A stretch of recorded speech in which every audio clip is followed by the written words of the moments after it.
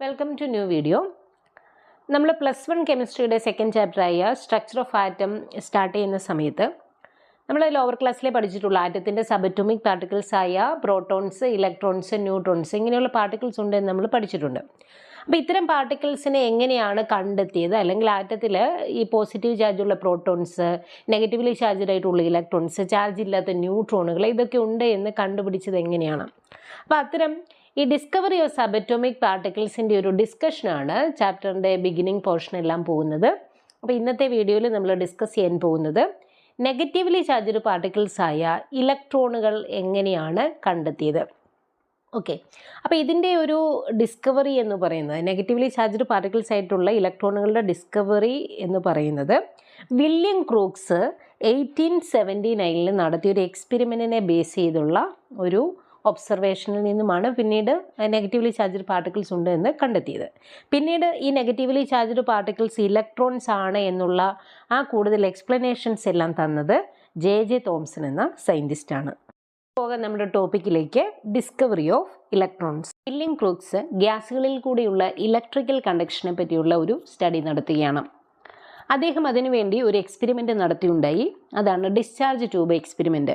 ഈ discharge tube എന്ന് പറഞ്ഞാൽ ഒരു സിലിണ്ടറിക്കൽ ഷേപ്പ് ആയിട്ടുള്ള ഹാർഡ് ഗ്ലാസ് ട്യൂബാണ്. ഇതിൻ്റെ 2 എൻഡുകളും സീൽ ചെയ്തിരിക്കുന്നു. ഇതിൻ്റെ എൻഡുകളിൽ ഓരോ മെറ്റൽ റോഡുകൾ കണക്ട് ചെയ്തിട്ടുണ്ട്. അതിലൊരു മെറ്റൽ റോഡ് ബാറ്ററിയുടെ നെഗറ്റീവ് ടെർമിനലുമായിട്ടും മറ്റൊന്ന് ബാറ്ററിയുടെ പോസിറ്റീവ് ടെർമിനലുമായിട്ടും കണക്ട് ചെയ്തിരിക്കുന്നു. ബാറ്ററിയുടെ നെഗറ്റീവ് ടെർമിനലുമായിട്ട് കണക്ട് ചെയ്തിരിക്കുന്ന ഇലക്ട്രോഡിനെ, അതായത് ഈ മെറ്റൽ റോഡുകൾ ഇലക്ട്രോഡുകളായിട്ട് ആക്ട് ചെയ്യണം. അപ്പോൾ അതിൽ നെഗറ്റീവ് ടെർമിനലുമായിട്ട് കണക്ട് ചെയ്തിരിക്കുന്നതിനെ കാഥോഡ് എന്നും ബാറ്ററിയുടെ പോസിറ്റീവ് ടെർമിനലുമായിട്ട് കണക്ട് ചെയ്തിരിക്കുന്നതിനെ ആനോഡ് എന്നും പറയുന്നു. ഇനി ഒരു വാക്വം പമ്പ് യൂസ് ചെയ്തുകൊണ്ട് ഈ ഡിസ്ചാർജ് ട്യൂബിനുള്ളിൽ ഫില്ല് ചെയ്തിരിക്കുന്ന ഗ്യാസിൻ്റെ പ്രഷർ ഒന്ന് അഡ്ജസ്റ്റ് ചെയ്യണം. ഏകദേശം 10⁻⁻⁴ മില്ലിമീറ്റർ ഓഫ് മെർക്കുറി, അതായത് വളരെ ലോ പ്രഷർ അപ്ലൈ ചെയ്യും. ഹൈ ഇലക്ട്രിക് വോൾട്ടേജ് അപ്ലൈ ചെയ്തപ്പോഴും അവിടെ കണ്ടെത്തിയ ഒരു കാര്യം, ഈ ഡിസ്ചാർജ് ട്യൂബിൽ ഒരു പ്രത്യേക ടൈപ്പ് ഗ്ലോ ഉണ്ടാവുകയാണ്. പിന്നീടുള്ള പഠനങ്ങളിൽ നിന്നാണ് ഒരു കാര്യം മനസ്സിലായത്. കാഥോഡിൽ നിന്നും എമിറ്റ് ചെയ്യപ്പെടുന്ന എന്തോ തരത്തിലുള്ള റേസ് ആനോഡിലേക്ക് മൂവ് ചെയ്യുന്നതാണ് ഈ പ്രത്യേക ഗ്ലോയ്ക്ക് കാരണമെന്ന് കണ്ടുപിടിച്ചു. ഓക്കെ, ഇതേ എക്സ്പെരിമെൻ്റ് തന്നെ പല സയൻറ്റിസ്റ്റുകളും റിപ്പീറ്റ് ചെയ്തു. കാഥോഡ് റേയിൽ അല്ലെങ്കിൽ ഇങ്ങനെയുള്ള ഒരു ഡിസ്ചാർജ് ട്യൂബിൽ എടുത്തിരിക്കുന്ന ഗ്യാസ് മാറി മാറിയും ഇലക്ട്രോഡുകൾ മാറി മാറിയും സെയിം എക്സ്പെരിമെൻ്റ് റിപ്പീറ്റ് ചെയ്തപ്പോൾ ഇതേ ഒരു ഒബ്സർവേഷൻ തന്നെയാണ് കാണുന്നത്. അതായത് ഈ ഡിസ്ചാർജ് ട്യൂബിനുള്ളിൽ പ്രത്യേക ടൈപ്പ് ഗ്ലോ കാണുന്നു. ഓക്കെ, അപ്പോൾ ഒരു സ്റ്റഡിയിൽ നിന്നുമാണ് ആറ്റത്തിൽ നെഗറ്റീവ് ചാർജുള്ള ഇലക്ട്രോണുകളും ഉണ്ട് എന്നുള്ള ഒരു കണ്ടെത്തൽ സാധിച്ചത്. അതിന് വേണ്ട എക്സ്പ്ലനേഷൻസ് എല്ലാം തന്നെ കൂടുതലും നൽകിയത് ജെ തോംസൺ എന്ന സയൻറ്റിസ്റ്റാണ് എന്ന് നമ്മൾ ഓൾറെഡി പറഞ്ഞു. ഇനി ഈ ഡിസ്ചാർജ് ട്യൂബിലാണ് നമ്മൾ എക്സ്പെരിമെൻ്റ് നടത്തിയെന്ന് പറഞ്ഞത്. അതിൽ ഉണ്ടാകുന്ന പ്രത്യേക റേസ് കാഥോഡിൽ നിന്ന് എമിറ്റ് ചെയ്യുന്നതായതുകൊണ്ട് ഇതിനെ കാഥോഡ് റേസ് എന്നും, അതുകൂടാതെ ഈ എക്സ്പെരിമെൻറ്റിനെ, അല്ലെങ്കിൽ നമ്മളവിടെ യൂസ് ചെയ്യുന്ന ഒരു ഡിസ്ചാർജ് ട്യൂബ് ഉണ്ടെന്ന് പറഞ്ഞില്ല, അതിനെ കാഥോഡ് റേ ട്യൂബ് എന്നും എക്സ്പെരിമെൻറ്റിന് കാഥോഡ് റേ എക്സ്പെരിമെൻ്റ് എന്നും പറയുന്നു. ഇനി നമുക്ക് കാഥോഡ് റേസിൻ്റെ പ്രോപ്പർട്ടീസ് എന്തൊക്കെയാണെന്ന് നോക്കാം. അതിൽ ഏറ്റവും ഇമ്പോർട്ടൻ്റ് ആയിട്ടുള്ള ഒരു പ്രോപ്പർട്ടിയാണ് cathode rays are travel in straight line. അവർ നേർരേഖയിലാണ് സഞ്ചരിക്കുന്നത്. അതുകൊണ്ട് തന്നെ കാഥോഡ് റേസ് മൂവ് ചെയ്യുന്ന അവയുടെ പാത്തിൽ എന്തെങ്കിലും ഒബ്സ്റ്റക്കിൾ വെച്ചാൽ അവിടെ എന്ത് ഫോം ചെയ്യുന്നു? ഒരു ഷാഡോ ഫോം ചെയ്യുന്നു. ഈ ഒരു ഇമേജിൽ നിങ്ങൾക്കത് കാണാൻ സാധിക്കും. കാഥോഡ് റേസ് ഒരു ഗ്ലോ പോലെ ഇങ്ങനെ കാണിച്ചിട്ടുണ്ട്. അപ്പോൾ അത് എന്താണ്? നേർരേഖയിലാണ്, സ്ട്രെയിറ്റ് ലൈനിലാണ് മൂവ് ചെയ്യുന്നത്. അപ്പോൾ അവിടെ ഒരു ഒബ്സ്റ്റക്കിൾ വെച്ചാൽ ഷാഡോ ഫോം ചെയ്യുന്നത് നമുക്ക് കാണാൻ സാധിക്കും. കാഥോഡ് റേസിൻ്റെ അടുത്ത പ്രോപ്പർട്ടിയിലേക്ക് പോകാം. നമ്മൾ കാഥോഡ് റേസിൻ്റെ ഒരു ഫീൽഡിൽ ഒരു ഇലക്ട്രിക് ഫീൽഡ് അപ്ലൈ ചെയ്യുകയാണെങ്കിൽ, അതിൻ്റെ പാത്തിൽ ഒരു ഇലക്ട്രിക് ഫീൽഡ് അപ്ലൈ ചെയ്യുകയാണെങ്കിൽ കാഥോഡ് റേസ് നമുക്ക് ഓൾറെഡി പറഞ്ഞു അത് സ്ട്രെയിറ്റ് ലൈനിൽ മൂവ് ചെയ്യുന്ന ഒന്നാണെന്ന്. എന്നാൽ ഇലക്ട്രിക് ഫീൽഡ് കൊടുത്തു കഴിയുമ്പം ഈ സ്ട്രെയിറ്റ് ലൈനിൽ മൂവ് ചെയ്ത കാഥോഡ് റേകൾ ഇലക്ട്രിക് ഫീൽഡിൻ്റെ പോസിറ്റീവ് പ്ലേറ്റിന് നേരെ മൂവ് ചെയ്യുന്നത് കാണാം. അതായത് ഒരു ഇലക്ട്രിക് ഫീൽഡിൽ ഇത് ഡിഫ്ലക്റ്റ് ചെയ്യുന്നു, നോർമൽ പാത്തിൽ നിന്ന് ഡിഫ്ലക്റ്റ് ചെയ്ത് പോസിറ്റീവിന് നേരെ വരുന്നു എന്ന് പറഞ്ഞാൽ നമ്മൾ മനസ്സിലാക്കുന്നത് ഇവയിൽ എന്താണ്? ചാർജ്ഡ് പാർട്ടിക്കിൾസ് ഉണ്ട് എന്നാണ്, അല്ലേ? അതായത് കാഥോഡ് റേസിൽ നെഗറ്റീവ് ചാർജുള്ള പാർട്ടിക്കിൾസ് ഉള്ളത് കൊണ്ടാണ് അത് പോസിറ്റീവിൻ്റെ നേരെ വരുന്നത്. ഓക്കെ, അപ്പോൾ അതാണ് second property. Cathode ray consist of negatively charged particles.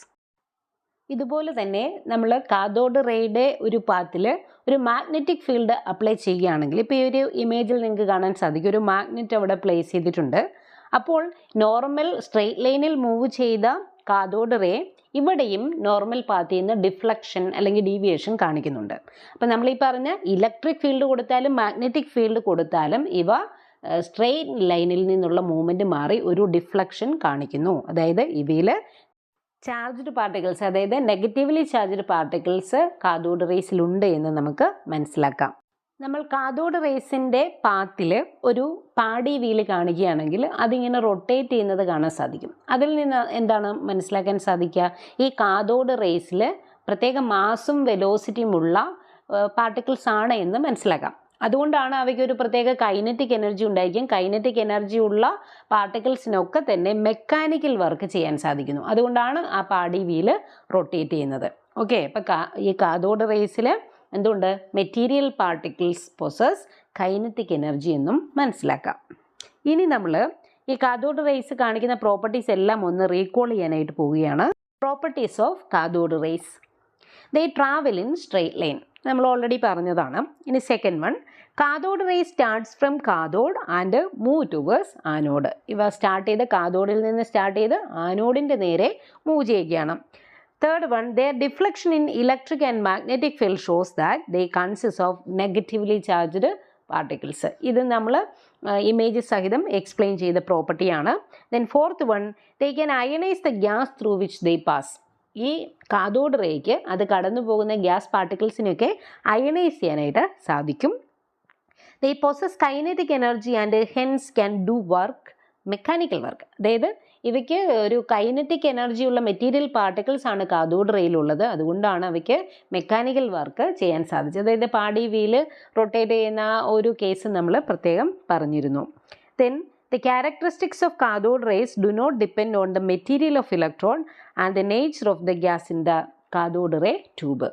Discharge ട്യൂബിൽ പല പല ഗ്യാസുകൾ മാറി മാറി എക്സ്പെരിമെൻ്റ് റിപ്പീറ്റ് ചെയ്തപ്പോഴും അതുപോലെ തന്നെ ഇലക്ട്രോഡുകൾ മാറി മാറി എടുത്ത് റിപ്പീറ്റ് ചെയ്തപ്പോഴും ഇത് സെയിം പ്രോപ്പർട്ടികൾ തന്നെയാണ് അല്ലെങ്കിൽ സെയിം ക്യാരക്ടറിസ്റ്റിക്സ് തന്നെയാണ് അവിടെ കണ്ടെത്തിയത്. എന്ന് പറഞ്ഞാൽ ഈ കാഥോഡ് റേ കാണിക്കുന്ന പ്രോപ്പർട്ടികളൊന്നും തന്നെ ഇലക്ട്രോഡിൻ്റെ നേച്ചർ അനുസരിച്ചോ ഡിസ്ചാർജ് ട്യൂബിൽ എടുത്തിരിക്കുന്ന ഗ്യാസിൻ്റെ നേച്ചർ അനുസരിച്ചോ ഒന്നും മാറുന്നതല്ല.